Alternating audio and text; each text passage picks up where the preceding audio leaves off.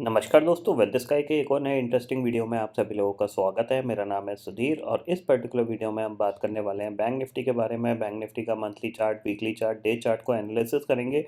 साथ ही साथ अंडरस्टैंड करने की कोशिश करेंगे कि बैंक निफ्टी का ऑप्शन चेन डाटा कैसा बना हुआ है और मार्केट कैसा बिहेव कर सकता है। बैंक निफ्टी क्या टॉप बनाने के इंडिकेशन दे रहा है, ये सारे पॉइंट हम क्लियर करेंगे। तो वीडियो को स्टार्ट करते हैं। तो सबसे पहला पॉइंट यहाँ पे बैंक निफ्टी के लिए आता है कि बैंक निफ्टी पिछले कुछ ट्रेडिंग सेशन से कंटिन्यूसली थोड़ा सा आउट परफॉर्म करने की कोशिश तो कर रहा है, बट बढ़ भी नहीं रहा है। अगर आप देखोगे आवरली चार्ट पे, आपको बैंक निफ्टी में ज़्यादातर टाइम आपको क्या है, बिल्कुल छोटी छोटी डोजी टाइप की कैंडल ही देखने को मिल रही हैं। आप देख रहे हो कितनी सारी डोजी कैंडल्स हैं, ये देख सकते हो आप। थोड़ा बहुत करेक्शन आता है, फिर वो रिकवरी में कन्वर्ट हो जाता है। तो कहीं ना कहीं मार्केट कुछ ना कुछ ऐसा पैरामीटर लेके बैठा हुआ है जिसके बेसिस पे मार्केट हो सकता है थोड़ा सा टाइम गुजार रहा है या फिर वेट कर रहा है कि करेक्शन से पहले निफ्टी एक नया लाइफ टाइम हिट कर दे। तो ये मोस्ट इंपॉर्टेंट पॉइंट रहेगा, क्योंकि अगर निफ्टी लाइफ टाइम हिट कर देता है तो कहीं ना कहीं जो सेलर्स हैं, जो एग्रेसिव सेल करना पसंद करते हैं, वो भी इस चीज़ का इंतज़ार कर रहे हैं कि एक बार मार्केट नया लाइफ टाइम हिट कर दे, वहाँ पे शॉर्ट बनाया जाए और फिर मार्केट को एटलीस्ट 5 से 6% का करेक्शन में डाला जाए। कहीं ना कहीं सारे लोग ये चीज़ का वेट कर रहे हैं, ठीक है। तो बैंक निफ्टी भी इसी चीज़ का ही वेट कर रहा है, क्योंकि बैंक निफ्टी जाहिर सी बात है वो ऊपर तो बढ़ नहीं पा रहा है, बहुत धीरे धीरे। मतलब आप सोच नहीं सकते, 3 3 4 4 ट्रेडिंग सेशन लगते हैं इसको 100 पॉइंट बढ़ने में, 150 पॉइंट बढ़ने में प्रीवियस क्लोजिंग से। ये चीज़ आप क्लियरली समझ लीजिए। ग्लोबल मार्केट की जो सिचुएशन है, अगर हम उसकी बात करें तो यहाँ पे अब क्या हो सकता है उसको हम थोड़ा सा अंडरस्टैंड कर रहे हैं। तो देखो यहाँ से क्या हुआ, ये डाउ जोन्स का चार्ट है। एक मूवमेंट हुआ, फिर साइडवेज है, फिर एक करेक्शन है, फिर ये एक पुल बैक है। तो अब हो सकता है कि ये एक एम पैटर्न टॉप पे बना सकता है। अगर एम पैटर्न नहीं बनता है और ब्रेकआउट आता है, यानी 34,000 के ऊपर आ जाता है, तो फिर आपको निफ्टी नया लाइफ टाइम हिट करता हुआ दिखाई देगा। तो कहीं ना कहीं जब तक डाउ 34,000 के ऊपर नहीं निकलेगा तब तक निफ्टी शायद ही लाइफ टाइम हिट कर पाए, क्योंकि ऑन स्क्रीन निफ्टी बढ़ेगा इसके चांसेस थोड़े से कम है, क्योंकि सेलिंग प्रेशर कंटिन्यूसली ऊपर बना रहता है। सिर्फ 10 15 पॉइंट भागता है, वहाँ से इमीडिएटली प्रॉफिट बुकिंग आती है। तो थोड़ा सा आपको इस चीज़ पे ध्यान रखना है कि गैप अप में निफ्टी हो सकता है लाइफ टाइम हिट कर दे। ठीक है, ये पॉइंट समझ में आ गया। अब हम इस वीडियो में बैंक निफ्टी के एनालिसिस कर रहे हैं, तो बैंक निफ्टी का सबसे पहले ऑप्शन चेन डाटा देखें। तो यहाँ पे अगर बैंक निफ्टी की जो लास्ट क्लोजिंग थी वो कितनी थी, 42,400 की क्लोजिंग थी। तो बैंक निफ्टी का अगर ऑप्शन चेन डाटा देखें तो यहाँ पे आप देख सकते हो 42,500 की कॉल पे करीब 38 लाख का ओपन इंटरेस्ट खड़ा हुआ है, यानी 42,500 की कॉल पे 38 लाख का ओपन इंटरेस्ट है। पुट पे 21 लाख का ओपन इंटरेस्ट है। यानी ज़्यादातर स्मार्ट लोग क्या कर रहे हैं, शॉर्ट स्ट्रैडल बेचने की कोशिश कर रहे हैं। उनको ये लग रहा है कि मार्केट कहीं नहीं जाएगा, अगर ऊपर जाएगा भी तो बहुत स्लोली जाएगा। और प्रीमियम भी अगर देखा जाए तो करीब करीब यहाँ पे 525 रुपये के आसपास का प्रीमियम है, जो कि कहीं ना कहीं 42,000 से लेके 43,000 तक की एक सेफ्टी कुशन यहाँ पे रख रहा है।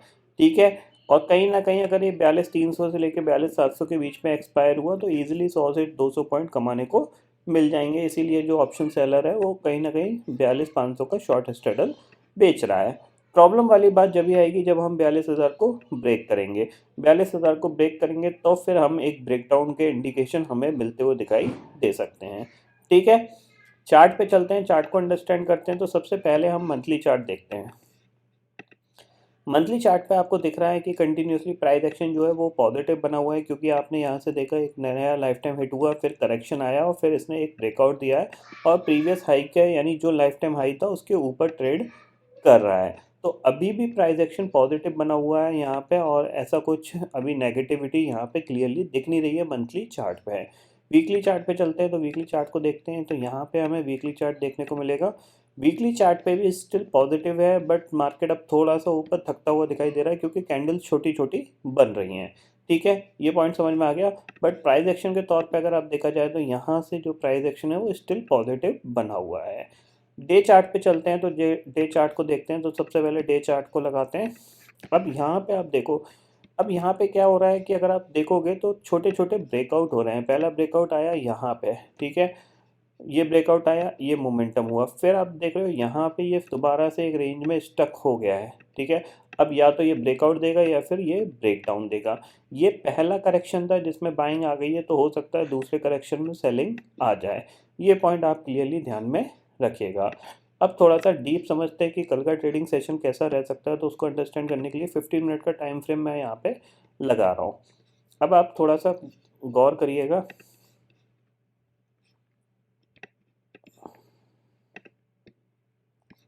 ठीक है, ये गैप अप खुला था। अब यहाँ से अगर हम कुछ इस पॉइंट को देखें, ठीक है, तो ये एक ट्रेंड लाइन है जहाँ पे ये इसने लास्ट ट्रेडिंग सेशन में सपोर्ट लिया था।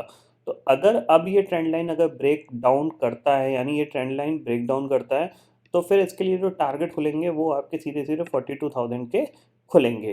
ठीक है, ये बात समझ में आ गई। ऊपर की साइड से भी अगर आप थोड़ा सा फोकस करोगे तो ये हाई बनाता और यहाँ से ये देखोगे तो ये भी एक ट्रेंड लाइन है जिसके आसपास ये क्लोज हुआ है। तो इम्पॉर्टेंट चीज़ क्या रहेगी, कल की ओपनिंग अगर ये 42,500 के ऊपर खुलता है तो फिर हो सकता है थोड़ा सा पॉजिटिव कामकाज करे, ये चीज़ आप क्लियरली समझ लीजिए। और अगर ये 42,400 के आसपास खुलेगा तो फिर आपको थोड़ा सा प्राइस एक्शन बनते हुए देखना का वेट करना चाहिए। और प्राइस एक्शन कैसा बन रहा है, पॉजिटिव बन रहा है, नेगेटिव बन रहा है, इस चीज़ पे आपको थोड़ा सा फोकस करना चाहिए। ठीक है, ये ट्रेंड लाइन के बारे में आपको समझ में आ गया। अब थोड़ा सा मैं यहाँ पे एक ट्रेंड लाइन आपको डिलीट कर देता हूँ। अब यहाँ पे कुछ पॉइंट बताता हूँ। देखो, ये पर्टिकुलर लेवल एक स्ट्रॉन्ग रेजिस्टेंस है क्योंकि यहाँ से प्राइस ऑलमोस्ट 3 बार 4 बार रिजेक्ट हो चुका है। ठीक है ना, ये चीज़ आप क्लियरली समझ लीजिए। 4 बार यहाँ से प्राइस रिजेक्ट हुआ है, तो अगर इस बार भी ऊपर जाता है तो चांसेस बनेंगे कि ये ब्रेकआउट दे दे। अगर ब्रेकआउट दे देता है तो 42,900 तक के टारगेट यहाँ पे ओपन होंगे। यानी कहाँ तक के टारगेट ओपन होंगे, अराउंड 42,900 तक के। ठीक है, इतना समझ में आ गया। अब नीचे की तरफ आप देख रहे हो ये एक सपोर्ट का एरिया है जहाँ से इसने बाउंस किया है। पहला बाउंस मिला, दूसरा भी यहीं से मिला है।